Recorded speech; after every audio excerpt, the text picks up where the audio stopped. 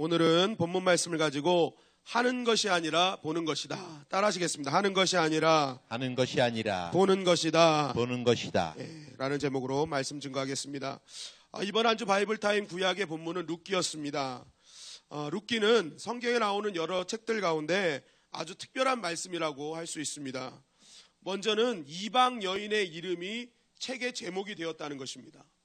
이스라엘 백성들은 선민의식을 갖고 있는 백성인데 그 선민의식을 가진 백성들이 룻이라는 이방 여인의 이름을 가지고 책을 썼다는 것입니다. 이게 얼마나 대단한 사건인지 모릅니다. 그리고 이 룻기에는 우리가 너무나 좋아하는 기적과 표적과 이런 사건이 정말 나오질 않아요. 딱 두 군데만 나옵니다. 하나님께서 다시 한번 회복하셔서 이스라엘에게 양식을 주셨다와 보아스와 룻이 결혼해서 아기를 갖게 됐다. 이 은혜의 말씀만 있지 하나님은 등장하지도 않고 하나님의 기적과 음성은 아예도 등장하지도 않는 그러한 특별한 말씀입니다. 그저 한 가정으로 시작해서 이스라엘에 남아있는 믿음의 사람들, 하나님을 경외하는 사람들이 살아갔던 평범한 이야기를 담고 있는 책이 바로 이 룻기라는 사실입니다. 그럼에도 불구하고 우리가 룻기를 읽고 마지막에 느끼는 감정은 너무나 행복하고 너무나 기쁘다는 사실입니다. 왜 그렇습니까? 룻기를 읽으면 읽을수록 하나님은 하나님의 백성을 반드시 지키시고 보호하신다는 사실을 느낄 수 있기 때문에 그렇습니다. 결국 하나님께서는 이 룻기를 통해서 우리에게 주시는 메시지는 하나님의 나라를 계승시키고 연결시키는 인생은 어떤 특별하게 높고 특별한 기적을 경험한 사람들이 아니라 우리의 평범한 삶 가운데 하나님을 경외하고 하나님의 마음을 품고 사는 자들을 통해 이루시고 계시다는 사실을 우리에게 말씀하고 계시는 것입니다. 여러분, 우리는 때로는 신앙의 척도를 기적을 경험하고 체험하고 그러는 것들을 우리가 능력으로 삼고 수준으로 가늠할 때가 있다는 사실입니다. 그래서 기도할 때마다 은사와 능력이 강하게 나타나지만이 바람직한 믿음이라고 생각할 때가 많이 있다는 것이죠. 그래서 어떡합니까? 성도의 삶 가운데 때로는 기도 응답되지 않는 것, 이것은 어떡합니까? 내 믿음이 약하기 때문이야. 난 하나님을 제대로 알지 못해. 난 부족하기 때문이야 라고 생각할 때가 많이 있다는 거예요. 바로 룻기는 이와 같은 논리를 반론하고 있는 것입니다. 룻기는 건강하고 바람직한 믿음은 이렇다 할 기적이 나타나지 않더라도, 보이지 않더라도 평범한 일상이 계속 진행된다 할지라도 하나님의 그 평범한 일상 가운데 하나님의 모습이 감추어지고 보이지 않더라도 침묵하실지라도 묵묵히 그분을 바라보며 나아가는 그 사람이 진정한 믿음의 사람임을 우리에게 말씀하고 있는 것입니다. 여러분, 우리가 기도할 때마다 응답받고 기적을 체험할 수 있다면 신앙생활 안 할 사람들이 없을 것입니다. 하나님께 나와서 기도만 하면 다 역사된다, 하나님께 나와서 뭔가 하면 다 된다 라는 것만 경험하면 교회에 다 나오겠죠. 안 나올 사람이 없을 것입니다. 여러분, 우리에게 가장 믿음이 필요할 때는 언제입니까? 하나님의 손길이 보이지 않고 우리의 기도가 응답되지 않을 때 더 큰 믿음이 필요한 줄 믿습니다. 아무리 기도해도 하나님이 침묵하시고 지극히 평범한 일상이 계속적으로 나에게 수차례 반복된다 할지라도 그 자리에서 전능하신 하나님을 의지하며 묵묵히 그분을 기다리는 믿음이야말로 하나님께서 기뻐하시는 믿음이라는 사실입니다. 여러분, 내 삶이 특별하지 않지만 때로는 보잘것없이 여겨질 때도 있지만 여러분 삶 가운데 함께 하시는 그 하나님을 끝까지 의지하시기를 주님의 이름으로 간절히 축원합니다. 그런 믿음을 가질 때 여러분들은 이 시대를 이끄는 나오미요, 이 시대를 이끄는 룻이요, 이 시대를 이끄는 보아스가 될 수 있는 것입니다. 오늘 이 룻기 말씀을 통해 저는 우리 주님의 영광과 함께 성도님들이 이 시대를 호령하는 룻과 같은 인생으로 세움받기를 주님의 이름으로 간절히 축원합니다. 하나님께서 허락하시는 나오미와 보아스의 인생이 되기를 간절히 바랍니다. 룻이 그러한 믿음을 통해서 다윗의 혈통과 예수 그리스도의 혈통을 잇고 하나님의 나라를 계승했던 것처럼 우리가 이 시대의 룻으로 세움받아서 여러분들을 통해 하나님 나라가 계승되고 연결시켜지는 놀라운 기적 같은 은혜가 있기를 주님의 이름으로 간절히 축원합니다. 그렇다면 룻기를 통해 주시는 진정한 하나님의 메시지는 무엇인가? 우리가 1장, 2장을 중심으로 오늘 보도록 하겠습니다. 룻기 1장 1절, 2절 말씀입니다. 한 절씩 교독하시겠습니다.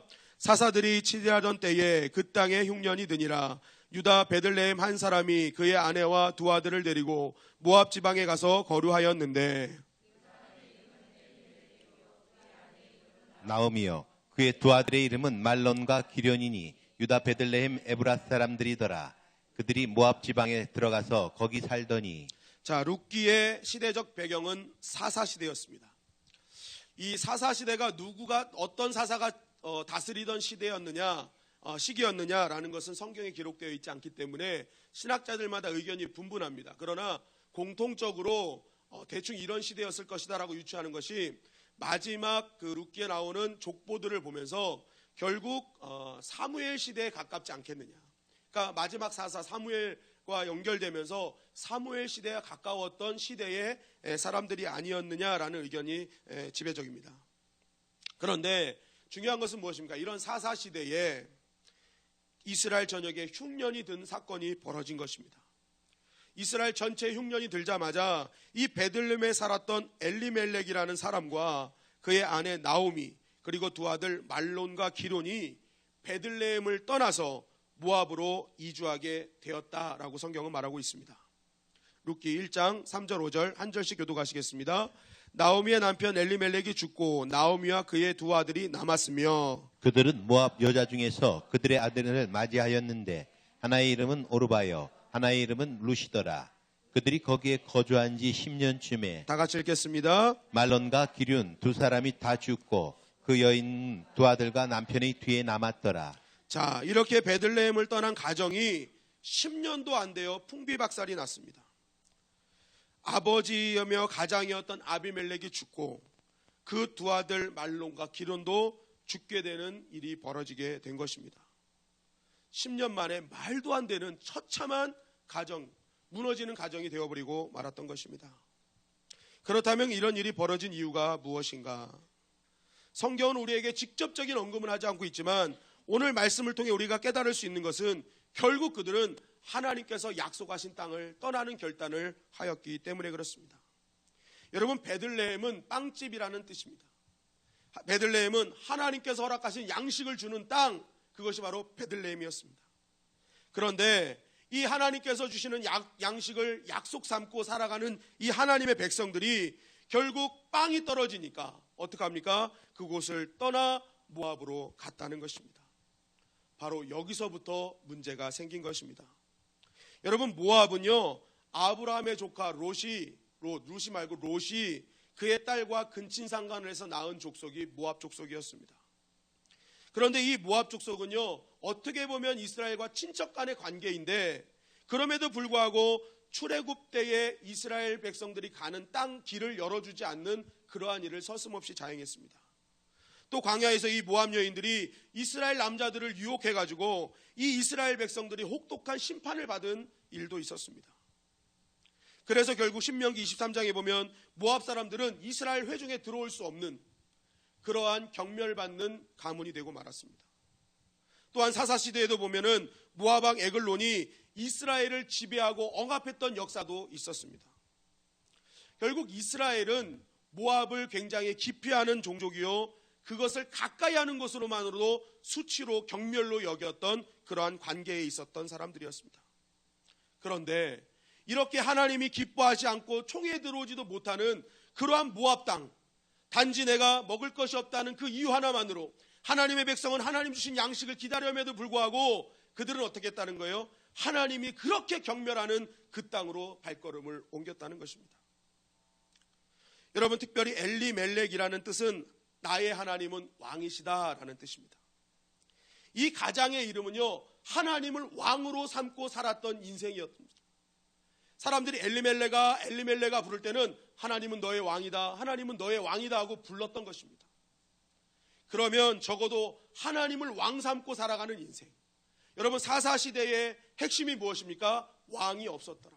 이스라엘에 왕이 없었더라. 그래서 자기의 소견대로 살아갔던 인생들 아닙니까? 하나님을 왕 삼아 살아야 되는 인생들이 왕이 없다고 투정하며 자기의 옳은 소견대로 살아갔던 것이 사사시대였습니다. 그런데 그러한 사사시대에 하나님을 왕으로 여기고 살아갔던 사람이 엘리멜렉이었다는 거예요. 특별한 이름이었습니다. 대단한 이름이었습니다. 그렇다면 하나님을 왕으로 삼고 살았던 인생이었다면 적어도 빵이 떨어졌다고, 하나님을 더욱더 의지하고 그 빵을 주시는 하나님을 의지해야 되는데, 모든 것 주시는 하나님의 은혜를 의지해야 되는데 그 빵을 떨어졌다고 세상의 빵을 의지하러 나아가는 연약한 모습을 보여주고 있다는 것입니다.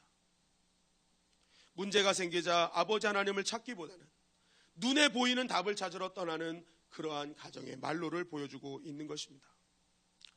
여러분, 믿는 자의 문제는 어디서부터 시작되는가? 그것은 바로 하나님을 떠나는 순간, 하나님을 멀리하는 순간부터 시작된다는 사실입니다. 여러분은 여기서 이런 질문을 할 수 있습니다. 목사님, 저는 일평생 주님의 곁을 떠난 적이 없습니다. 저는 늘 교회에 와 있었고요. 저는 말씀을 읽으며 살아가고 있습니다. 한 번도 주님을 떠난 적이 없습니다. 라고 말씀하는 분도 계실 것입니다. 그럼에도 불구하고 왜 나에게는 문제가 생기나요?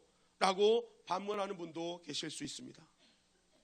여러분, 제가 오늘 하나님을 떠나고 하나님을 멀리한다는 것은 단지 교회를 나오고 나오지 않고의 문제가 아니라는 것입니다.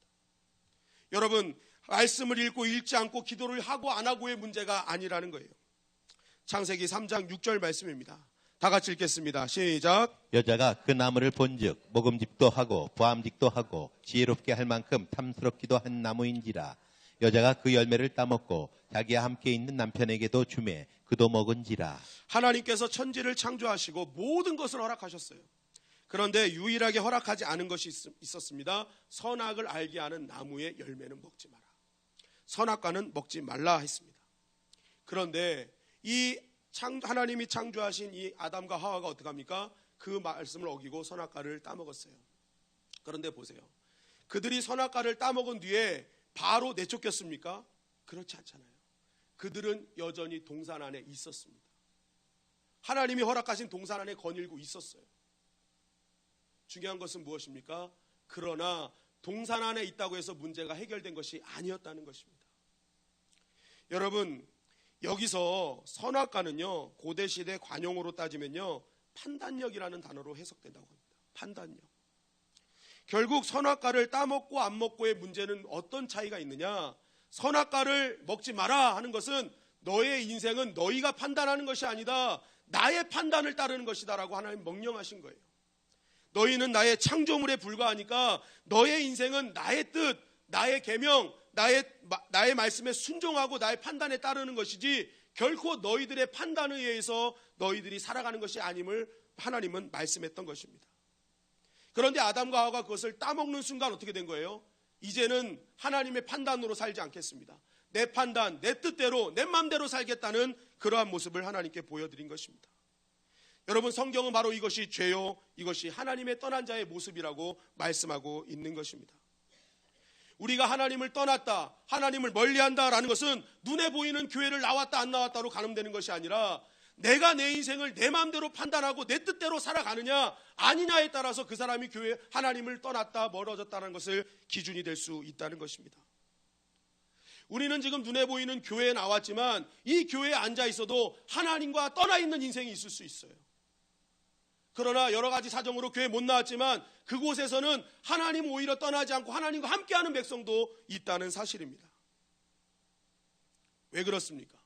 내 삶의 문제와 내 삶의 모든 것을 과연 하나님께 맡기고 있느냐 아니냐 이것에 따라서 하나님은 하나님을 떠난 자 멀리 있는 자를 판단하시기 때문에 그렇습니다. 여러분, 엘리멜렉 하나님이 나의 왕이시다라고 한다면 적어도 하나님을 왕으로 삼고 있다면 그 흉년 때 흉년을 주시는 하나님의 뜻은 무엇인가? 하나님의 의도는 무엇인가? 그러면서 풍년을 주실 하나님을 기대하며 기도해야 되는 것이 맞는 것 아니었습니까? 그럼에도 불구하고 말로는 하나님은 왕이신데 문제가 생기니까 흉년이 오자마자 그 자리를 떠나는 그러한 어리석은 인생. 결국 이것을 자신의 힘으로 자신의 판단으로 그 모든 난관을 헤쳐나가려고 하니까 결국 그들의 인생 가운데 더 큰 문제가 생기고 말았던 것입니다.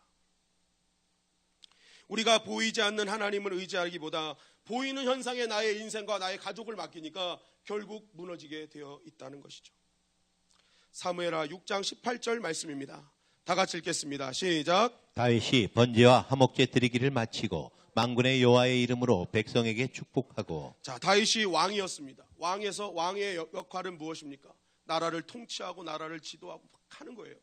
그런데 하나님께 번제와 화목제를 다 마친 다음에 다윗이 백성들을 향해서 가장 먼저 했던 것이 뭐예요? 백성에게 축복했다는 것입니다. 이 축복이 뭡니까? 빌축과 복복자입니다. 빌었다는 거예요. 축복을 빌었다. 축복을 기도했다. 이 말이 무슨 말이에요? 다윗은 이렇게 기도한 겁니다. 하나님, 나는 이 백성을 복을 줄 수 없는 존재입니다. 그러나 하나님은 이 백성에게 복 주시는 분 아니십니까? 하나님은 이 백성을 책임지시는 분이 아니십니까? 하나님께서 이 백성을 지켜 주시옵소서. 나는 아무것도 할 수 없습니다. 그러나 하나님이 이 백성 지켜주시면 모든 일 감당할 수 있습니다. 하나님께 모든 판단과 모든 것을 맡기는 인생이었습니다. 사무엘하 6장 20절 말씀입니다. 사무엘절입니다. 다 같이 읽겠습니다. 시작. 다윗이 자기의 가족에게 축복하러 돌아오매. 자, 이러한 일들을 마치고 다윗이 집으로 돌아올 때 다윗이 가족을 향해 뭘 했다는 거예요? 축복했다라는 거예요. 이 말은 또 무슨 말입니까? 하루 종일 고된 일을 마치고 집에 돌아오면 얼마나 쉬고 싶고 얼마나 그곳에서 안식을 얻고 싶겠습니까? 그런데 이 다윗이 집에 들어가자마자 했던 일은 가족 한 사람 한 사람을 붙들고 축복하는 일이었어요. 그게 무슨 말입니까? 하나님, 나는 내 아내에게 복을 주는 존재가 아닙니다. 하나님, 나는 내 자녀에게 복을 주는 존재가 아닙니다. 하나님께서 이 사람 한 사람 한 사람을 책임지시고 하나님께서 이끌어가 주셔야 됩니다. 하나님께서 이 가정에 복을 주시 않으면 이 가정은 설 수 없는 가정입니다라고 하나님께 간절히 기도했던 것입니다. 다윗은 자신의 직장과 삶의 터전과 가정에서 자기가 할 수 있는 일은 아무것도 없다는 사실을 깨달았습니다. 오직 모든 곳에서 하나님께서 역사하여야지만이, 하나님의 뜻대로 해주셔야지만이 하나님의 백성, 하나님의 가정, 하나님의 직장으로 설 수 있다는 사실을 깨달을 수 있었던 것입니다. 그래서 다윗이 될 수 있었던 것입니다. 여러분, 이 말씀을 들으면서 이 땅에 살아가는 가장들은 잘 들으시기 바랍니다. 하루 종일 일하고 들어가서 정말 가정은 쉬고 싶은 것이고 안식을 얻고 싶은 것이 분명합니다. 그러나 적어도 하나님을 믿는 믿음의 가장이라면 문 앞에서 여러분 옷매무새를 가다듬고, 여러분 머리, 팔, 모든 몸을 가다듬고, 여러분 내가 이제는 이 가정에 들어갈 때 축복하러 들어간다는 마음을 갖고 들어가시기를 간절히 바랍니다. 들어가서 그냥 널브러져서 야 이거 갖고 와 저거 갖고 와 하지 마시고, 들어가자마자 내가 먼저 해야 될 일은 뭐예요? 축복하러 들어가는 거예요. 나를 따뜻하게 맞아주는 그 아내, 따뜻하게 맞아주시기를 네, 현실이 반영되지 않을 수도 있지만 네, 그래도 내가 다가가는 거예요. 다가가가지고 막 뿌리쳐도 가서 그냥 하는 거예요. 하나님, 내 아내 내가 축복할 수 없습니다. 내 자녀들 내가 아무것도 할 수 없습니다. 하나님, 이 가정 하나님 지켜주십시오. 여러분, 이렇게 하나님께 맡기는 인생이 선악과를 따먹지 않는 인생이라는 거예요. 아내들도 잘 들으시기 바랍니다. 여러분들에게 가정의 살림을 맡긴 이유가 무엇입니까? 살리라고 살림하는 거예요. 살리라고 살림인 거예요. 살리라고 살림. 그런데 여러분들 음식 먹으면 살릴 것 같아요? 그렇지 않잖아요. 내가 먹어도 한심스럽잖아요. 이걸 먹고 과연 살 수 있을까? 그런 생각이 들 때가 있단 말이에요. 그럴 때 어떻게 하는 거예요? 음식 위에 기도하는 거예요. 하나님, 정말 이 음식 먹고 살게 하여 주시옵소서. 정말 내가 생각해도 정말 좀 이상합니다. 그러나 주님, 이 음식 먹고 이 음식 속에 있는 나의 사랑과 하나님의 사랑을 느끼게 하여 주시옵소서. 기도하는 거예요. 여러분, 하나님께서 그 음식에 조미료를 더 첨가해 주실 줄 믿습니다. 그게 기적이에요. 그게 기적이에요. 이상했는데 막 먹으면 맛있대요. 가족들이 맛있대요. 그게 하나님의 은혜인 줄 믿습니다. 여러분, 우리가 할 수 있는 일이 뭐가 있습니까? 아무것도 없다는 거예요. 내 뜻과 내 의지로 한번 내 가정을 이끌어간다고 생각해 보십시오. 어떤 가정이 되겠습니까? 여러분, 다윗은 자신 앞에 있는 선악과를 따먹는 인생이 아니었습니다. 자신이 자신의 인생을 판단하고 자신의 뜻대로 살아가는 인생이 아니었다는 것입니다. 하나님의 모든 판단과 뜻에 맡기고, 하나님께서 이 나라를 지켜주셔야지, 하나님께서 나의 가정을 지켜주셔야지 살 수 있습니다라는 고백을 하는 그러한 다윗을 통해서 하나님은 하나님의 방법대로 역사해 주신 줄 믿습니다. 여러분, 그래서요, 참된 신앙은요, 내 힘을 빼는 것입니다.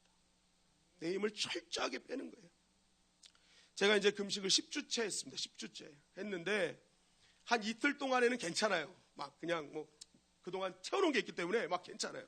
그런데 금요일 저녁부터 이 토요일이 되면은 사실 조금 많이 기력이 세해지고 집중도 잘 안 됩니다. 그러면 어떤 일이 벌어지느냐? 새벽 예배, 뭐 수요 예배, 금요 기도회, 뭐 주일 예배를 이렇게 준비하는데 때로는 이게 머리가 안 돌아가요.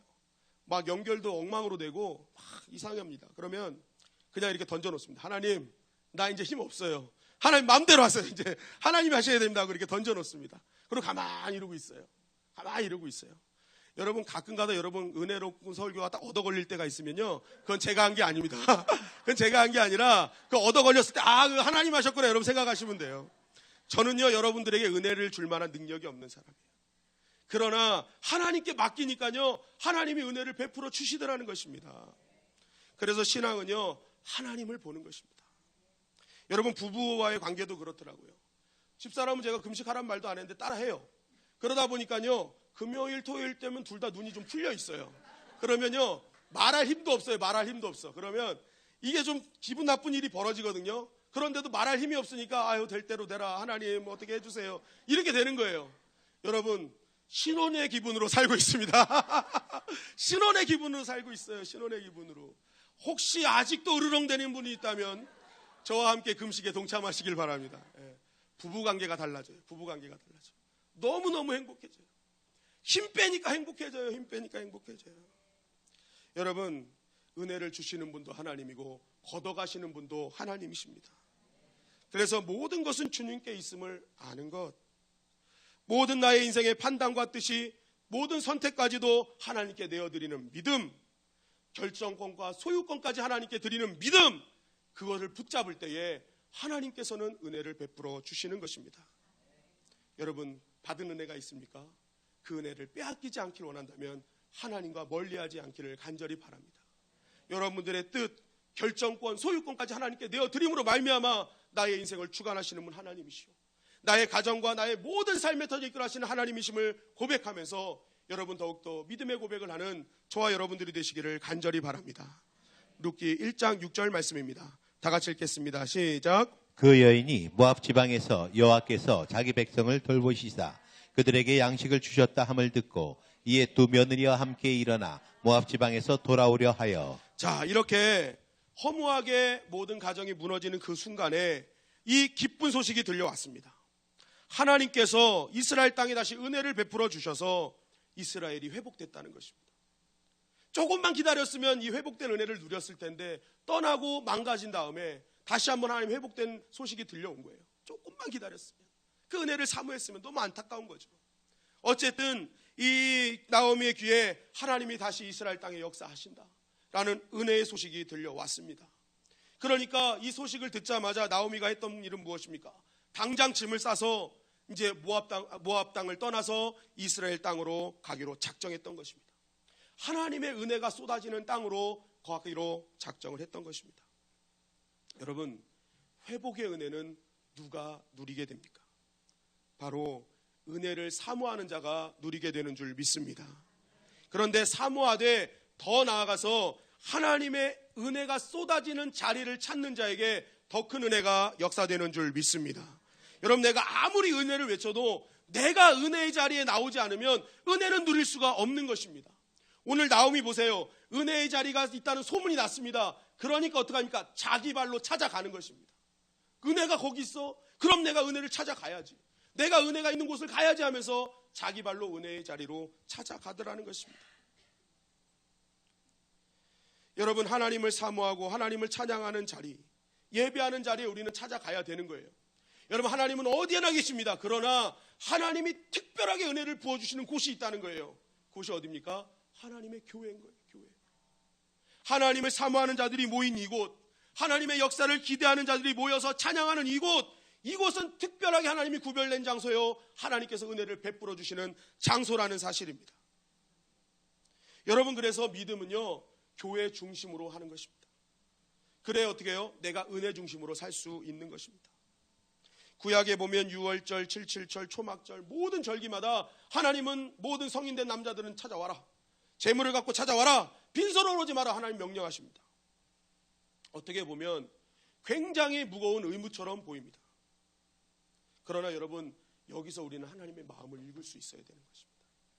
왜 하나님은 자꾸만 정해진 시기에 정해진 때를 해놓고 오라고 하실까요? 다른 것이 아닙니다. 내가 너를 보고 싶다는 것입니다. 내가 정말 너를 보고 싶다. 적어도 이때만큼은 좀 나를 찾아오면 안 되겠니? 나 정말 너를 보고 싶다. 왜 그렇습니까? 하나님 만나면 살기 때문에 그렇습니다. 하나님 만나면 은혜 받으면 내 영이 살고 육이 사는 역사가 일어나기 때문에 그렇습니다. 하나님이 만나면 그동안 내가 채워주지 않았던 그냥 세상의 기쁨, 정말 일시적인 기쁨이 떠나가고 하나님께서 허락하시는 영원한 기쁨을 누릴 수 있기 때문에 그렇습니다. 제가 너무나 감사한 것은 교회 성도님들이 계속 교회 주변으로 이사 오고 계시다는 것입니다. 집값도 비싼데 막 이사 오고 계세요. 그래서 어떤 분은 그래요. 목사님, 좀 집값이 싼 데로 교회를 옮겨주십시오. 집값이 싼 데로 교회를 옮겨주십시오. 그렇게 부탁하시는 분도 있어요. 그만큼 우리 성도님들 마음속에 교회를 사랑하는 마음이 있구나, 정말 은혜를 사모하는 마음이 있구나 하는 그러한 기쁨이 있습니다. 여러분, 그러나 중요한 것은 무엇입니까? 우리가 교회를 멀리 사는 것, 그것도 중요한 것이 아니죠. 진짜 중요한 것은 뭐예요? 간절히 예배를 사모하는 마음인 것입니다. 내가 하나님께서 정해준 시간에 어떻게 하든지 내가 주님을 만나러 가겠다. 그 예비하신 하나님의 때에 부어주시는 그 은혜의 장소에 나는 그곳을 달려가야지, 내가 찾아가야지 하는 그 믿음을 보시고 하나님께서 역사해 주신다는 사실입니다. 여러분, 그 특권을 누려야 되지 않겠습니까? 더 큰 은혜를 부어주시는 그 자리, 여러분, 나오미처럼 사모할 때에 받은 은혜가 회복되고 그 은혜 때문에 회복되고 그동안의 모든 아픔을 하나님께서는 씻어주시는 줄 믿습니다. 저는 우리 주님의 영광교회 성도님들이 그런 특권을 누리길 간절히 바랍니다. 룻기 2장 1절부터 2절입니다. 다 같이 읽겠습니다. 시작. 나오미의 남편 엘리멜렉의 친족으로 유력한 자가 있으니 그의 이름은 보아스더라. 모압 여인 룻이 나오미에게 이르되, 원하건대 내가 밭으로 가서 내가 누구에게 은혜를 입으면 그를 따라서 이삭을 주겠나이다 하니, 나오미가 그에게 이르되, 내 딸아 갈지어다 하매. 네, 그렇게 이제 은혜를 찾아 나오미는 자신과 같이 가기로 결단한 룻과 함께 그렇게 이제 유대 땅으로 갑니다. 그런데 한번 생각해 보십시오. 남편도 없이 자녀도 없이 두 여인이 그 땅으로 갔을 때 그 생활이 넉넉했겠습니까? 모든 것 다 탕진하고 아무것도 없는 그 두 사람, 호롤단신으로 간 거 아닙니까? 그러니까 두 사람의 상황은 그렇게 넉넉하지 않고 풍족하지 못했을 것입니다. 얼마나 불행했겠습니까? 그런데 오늘 말씀을 읽으면서 깨달은 것이 있었습니다. 나오미는 불행하지 않았다. 첫째는 하나님의 은혜가 그를 지배했고, 둘째는 바로 옆에 며느리 룻이 있었기 때문에 그렇습니다. 여러분, 오늘 이 룻과의 대화, 나오미와 룻과의 대화를 보면 아주 중요한 것을 발견하는데, 이 룻은요 이방 여인이었어요. 하나님이 경멸하고 수치스럽게 여기는 모압 여인이었어요. 그런데 이 룻은요 하나님의 말씀 가운데 사는 믿음의 모습을 보여주고 있다는 것입니다. 그것이 무엇입니까? 첫째는 부모 공경이에요. 룻은 이방 여인에다가요 남편도 죽었어요. 그리고 홀어머니, 시어머니를 모시고 있어요. 남편도 없죠. 아무것도 없는 그러한 상황 가운데 룻이 이 시어머니를 봉양할 필요가 없었던 것입니다. 그럼에도 불구하고 룻은 어떻게 해요? 아주 효성스럽게 이 시어머니를 봉양하고 먹여 살리고 있는 모습을 보여주는 모습을 보게 됩니다. 그러면서 어떡합니까? 밭으로 나가서 이삭을 주워오겠다. 여러분, 룻이 무엇을 알고 룻 밭에 이삭이 있을지 없을지 어떻게 알아요? 그럼에도 불구하고 나는 은혜에 따라서 은혜가 있으면 하나님 이삭을 주워 갖고 오겠습니다 하고 나가더라는 것입니다. 여러분, 이것이 무엇입니까? 레위기 19장 9절 10절의 말씀에 보니까, 너희가 너희 땅의 수확물을 거둘 때에 너는 들의 모퉁이까지 거두지 말고 내 수확물 중에 떨어진 이삭도 줍지 말며 내 포도원의 포도를 다 따지 말며 가난한 사람과 나그네를 위하여 남겨두라. 나는 주 너희 하나님이라. 하나님께서 말씀으로 약속해 주신 게 있어요. 가난한 자, 나그네, 고아와 가부들을 위해서 떨어진 거 줍지 마라, 남겨두어라 하는 말씀이 있었어요. 룻이요 이거를 알고 있었다는 것입니다. 룻은 이방 여인이었는데 하나님의 약속의 말씀을 알고 있었어요. 이스라엘, 유대 사람들은 하나님의 율법대로, 말씀대로 그들은 땅에 떨어진 이삭을 줍지 않는다. 그러니까 내가 언제 나가도 그 은혜를 누리며 살 수 있다라는 것을 알고 있었습니다. 그래서 어떡합니까? 이방 여인이었지만 이 말씀을 붙들고 나가서 말씀대로 사는 거예요. 여러분, 이것뿐만이 아닙니다. 룻기 2장 10절 말씀을 보겠습니다. 룻기 2장 10절 다 같이 읽겠습니다. 시작. 룻이 엎드려 얼굴을 땅에 대고 절하며 그에게 이르되 나는 이방 여인이거늘 당신이 어찌하여 내게 은혜를 베푸시며 나를 돌보시나이까 하니. 자, 나는 이방 여인입니다. 나는 모압 여인입니다. 그런데 유대인인 당신 보아스가 어떻게 나를 돌아보십니까? 이거는 말이 안 됩니다 라고 얘기합니다. 이게 무엇에 근거한 말씀입니까? 모압 족속은 이스라엘 총회에 들어오지 못한 사실도 알고 있었다는 거예요. 신명기 23장 3절에 보니까 암몬 사람과 모압 사람은 여호와의 총회에 들어오지 못하리니 그들에게 속한 자는 10대뿐 아니라 영원히 여호와의 총회에 들어오지 못하리라. 모압 사람은 여호와의 총회에 못 들어와요. 그런데 그 1절 2절 말씀에 보니까 이 총회에 못 들어오는 사람 중에 사생자, 고환이, 상관자, 음경이, 잘린 자가 총회에 못 들어온다 그래요. 암몬과 모압 족속이 이렇게 멸시당하는 민족이었어요. 사생자, 고환이 없는 자, 음경이 없는 자처럼 여겨졌던 사람들이에요. 그러니까 자신은 그렇게 천하게 여긴다는 사실을 무엇보다도 말씀을 통해 알고 있었다는 거예요. 어떻게 내가 당신과 함께 할 수 있습니까? 이건 말이 안 됩니다. 이것이 뜻하는 게 무엇입니까? 룻의 모든 행동과 말, 삶의 양식이 철저하게 말씀을 따르는 삶을 살고 있었다는 것입니다. 저는 이 말씀을 읽으면서 이렇게 생각하게 되었습니다.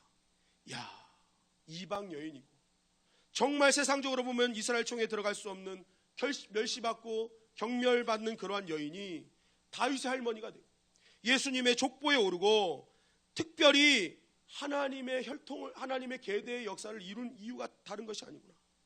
하나님께서 사사시대에 그냥 집어넣어도 될 여인, 룻이 있었더라고 끝나면 될 여인을 따로 띄어서 사사시대에 이런 여인이 살았다고 하나님께서 친히 말씀하신 이유가 바로 여기 있었구나.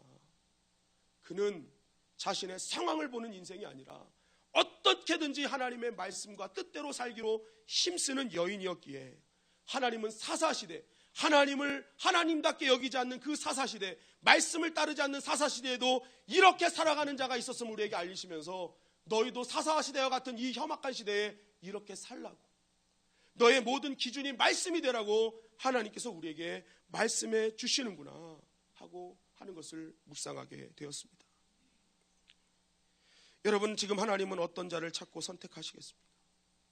하나님은 모든 삶의 기준이 말씀이고 하나님의 뜻을 이루기를 위해서 나의 삶을 몸부림치며 살아가는 자에게 하나님은 은혜를 베푸시고 하나님의 역사를 이루어 주시는 줄 믿습니다. 여러분, 룻기 2장 4절 말씀을 보시기 바랍니다. 다 같이 읽겠습니다. 룻기 2장 4절 시작. 룻기 2장 4절이요. 시작. 마침 보아스가 베들레헴에서부터 와서 베는 자들에게 이르되 여호와께서 너희와 함께 하시기를 원하노라 하니 그들이 대답하되 여호와께서 당신에게 복 주시기를 원하나이다 하니라. 네, 가끔 이게 PPT가 잘못 나올 때가 있잖아요. 이거는 저희가 경험해봐서 아는데 방송실 실수가 아니라 이 프로그램에 약간 좀 오류가 있는 것 같아요. 가끔 이렇게 멈췄다가 다시 뜨면은 다르게 확 떠요. 그러면 여러분 뒤를 돌아보지 않기를 바랍니다. 뒤에는 잘못이 없어요. 뒤에는 잘못이 없어요. 기계 잘못이니까 나가시면서 모니터 한 대씩 때리세요. 그러면 고쳐지는 거예요. 성령의 이름으로 기도를 하세요. 그러면 다 고쳐지는 거예요. 뒤에는 잘못이 없어요. 그러니까 여러분 뒤에 보지 마세요. 그런데 보세요. 이렇게 하나님의 은혜를 사모하고 정말 이런 하나님의 말씀 가운데 살기로 결정하니까 어떤 일이 벌어져요? 마침 보아스가 베들레헴부터 왔다는 거예요. 하필 그때 누가 왔다는 거예요? 보아스가 왔대요. 이게 무슨 말입니까? 저 멀리 있는 보아스가요, 감동이 온 거예요. 너 거기 가라. 하나님이 보아스에게 감동을 준 거예요. 너 지금 가라.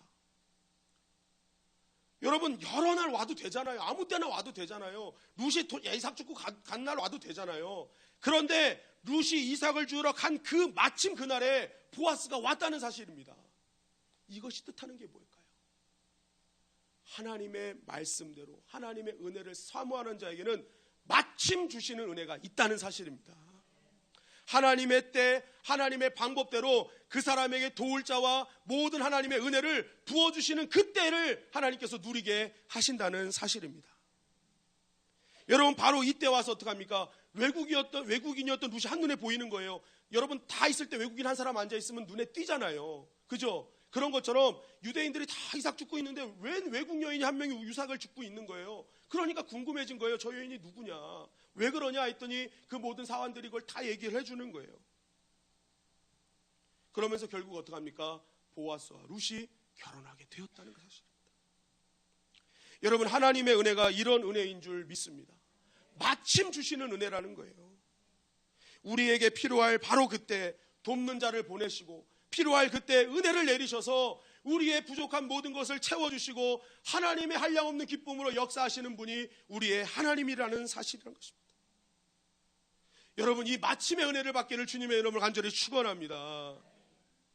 하나님께서 정말 필요할 때 그래 하나님 이때였습니다. 내가 정말 하나님 이때 이 은혜를 사모했습니다. 정말 하나님 감사합니다라는 고백이 우리 가운데 있기를 간절히 바랍니다. 그런데 그 은혜는 누가 받은 거예요? 결국 모든 삶 가운데 말씀에 의지해서 말씀의 뜻을 따라 살기로 결정하고 몸부림치는 룻에게 하나님께서 주신 하나님의 은혜였다는 것입니다. 여러분, 룻기 2장 10절 12절을 마지막 한번 보시겠습니다.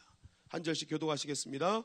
룻이 엎드려 얼굴을 땅에 대고 절하며 그에게 이르되 나는 이방 여인이거늘 당신이 어찌하여 내게 은혜를 베푸시며 나를 돌보시나이까 하니 보아스가 그에게 대답하여 이르되 내 남편이 죽은 후로 내가 시어머니에게 행한 모든 것과 내 부모와 고국을 떠나 전에 알지 못하던 백성에게로 온 일이 내게 분명히 알려졌느니라. 12절 다 같이 읽겠습니다. 여호와께서 내가 행한 일에 보답하시기를 원하며 이스라엘의 하나님 여호와께서 그의 날개 아래에 보호를 받으러 온 내게 온전한 상 주시기를 원하노라 하는지라. 자, 여기서 말씀을 보면은 룻은요, 나는 이방 여인입니다.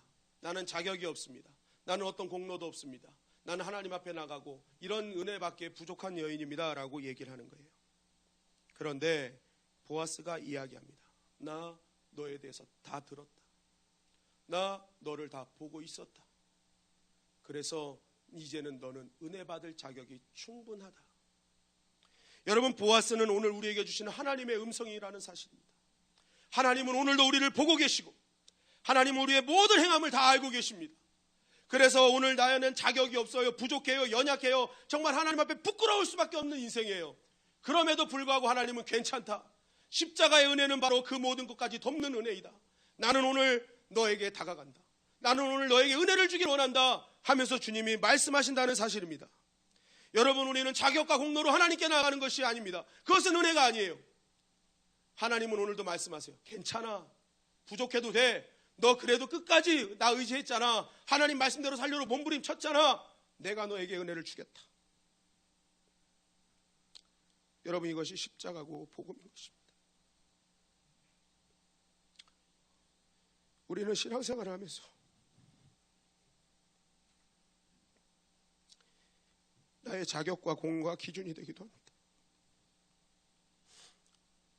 너무나 부끄러워서 나 같은 것이, 저 같은 사람이 이렇게 얘기할 때가 있다는 거예요. 못했다고, 부족했다고 자책합니다. 그러나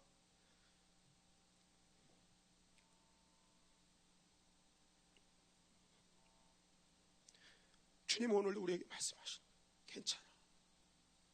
있는 모습 그대로 나와라. 내가 다 덮어줄게.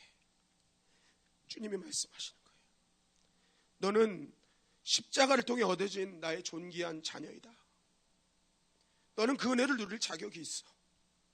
그러니까 자꾸 자격과 공로 때문에 부끄러워하지 말라. 오직 은혜를 사모하라고 말씀하십니다. 결국 믿음은 은혜를 보는 것입니다. 십자가를 보는 것입니다. 참신앙은 내가 뭘 해야 하는 것이 아니라 하나님을 바라보는 것입니다. 여러분, 예수님은 내가 곧 길이요 진리요 생명이라고 말씀하셨어요. 예수님께 시선을 고정하면 길이 보이는 것입니다. 길이기 때문에 그렇습니다. 그리고 길뿐만이 아니라 그 길을 갈 수 있는 힘도 예수님이 다 주시는 거예요. 여러분, 때로는 우리가 신앙생활을 하면서 몰라서 안 하는 것이 아닙니다. 순종해야 될 걸 알면서도 때로는 힘이 없어서 못할 때가 있어요. 일어날 힘이 없어요. 하나님, 내가 어떻게 할 힘이 없어요. 그러나 주님은 길만 보여주시는 분이 아니라 힘도 주시는 분이라는 사실이에요. 그래서 우리는 먼저 주님을 볼 때 길이 열리고 그 길 갈 힘을 하나님께서 우리에게 능력으로 부어주실 줄 믿습니다. 여러분, 그래서 신앙은요, 바라보는 데 있는 것입니다. 바라보는 것. 제가요, 이 말씀을 준비하면서 집사람과 이렇게 왔다 갔다 하면서 얘기를 좀 나눴어요. 얘기를 나눴는데, 집사람의 이 집안에 대해서 쭉 이렇게 이제 보게 됐습니다. 보게 됐는데, 이 왕할머니로부터 나온 자녀들 중에 목회자만 9명이 나왔어요. 9명이 나왔고, 그 목회자뿐만이 아니라 모든 가족이 지금은 신실하게 충성되이 주의 자녀로 헌신하고 있어요. 그 이유가 무엇일까를 분석해 봤습니다. 그런데요, 다른 이유가 없더라고요.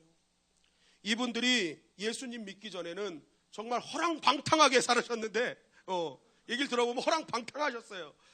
막 왕할머니는요, 절에 가서 절도 막 온 대한민국에 있는 절은 다 다니셨대요.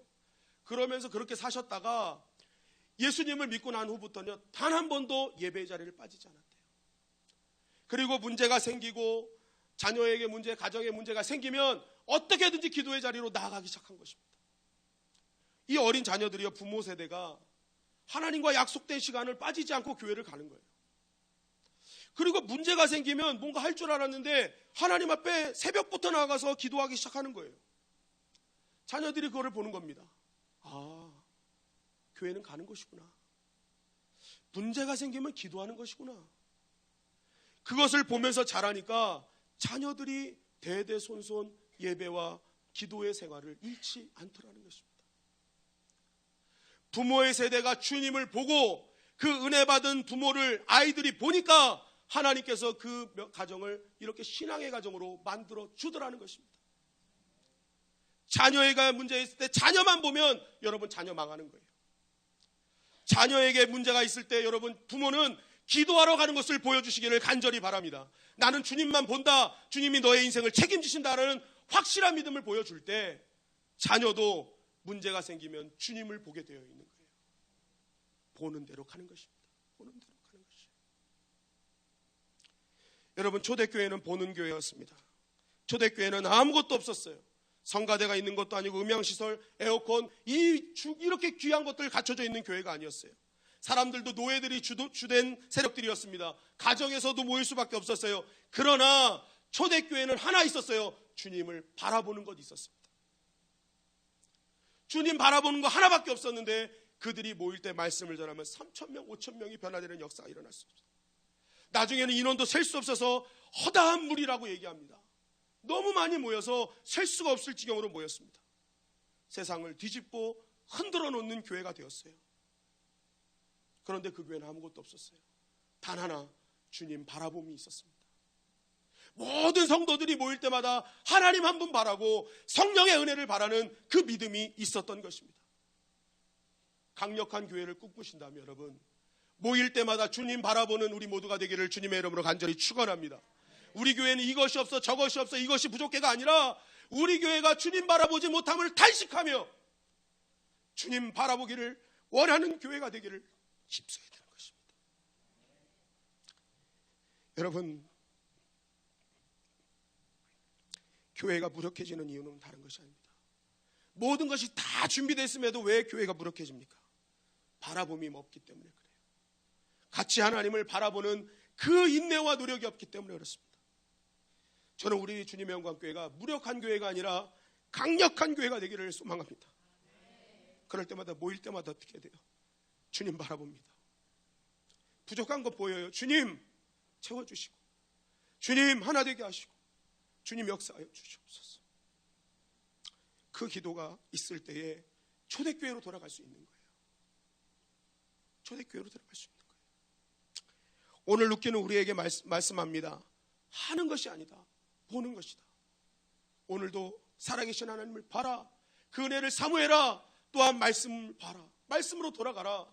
너의 자격과 공로를 보지 말고 너희는 하나님을 봐라 말씀하고 있습니다. 오늘 이 말씀 꼭 붙드셔서 우리 주님의 영광교회 성도님과 교회는 하는 것에 매진하는 교회가 아니라 바라봄의 교회가 됨으로 말미암아 늘 성령 충만하고 하나님의 역사를 이루는 살아있는 강력한 교회가 되기를 주님의 이름으로 간절히 축원합니다.